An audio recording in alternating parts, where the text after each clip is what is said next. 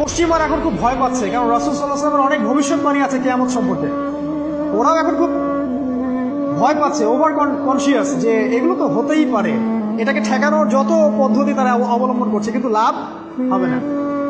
প্রতিটা ইস্যু ওদের বিপর্যয় ডেকে আনবে।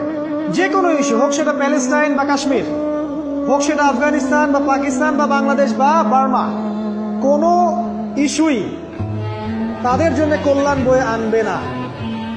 যদি কল্যাণ বয়ে আনে, শুধু মুসলিমদের জন্যই আনবে, কারণ প্রতিটা অন্ধকারের পিছনে একটা সোনালী সকাল আছে। এটা ওরা জানে না, কিন্তু কোরআন এবং হাদিস এটা আছে। অতএব কেউ ধৈর্য হারা হবেন না, ধৈর্য হারা হবেন না, এবং অধৈর্য হয়ে কোনো ইনিশিয়েটিভ নেবেন না, এমন কোনো ইনিশিয়েটিভ নেবেন না যার কারণে উম্মার ক্ষতি হয়। কারণ সামনে যে সময়টা আসছে, এটা আমাদের বিজয়ের সময়, ওদের বিজয়ের সময় নয়। All you have to do, আপনাকে শুধু এতটুকু করতে হবে, জাস্ট বি প্রিপেয়ার ইউরসেলফ। নিজের প্রস্তুতি নিজে নেওয়া শুরু করুন।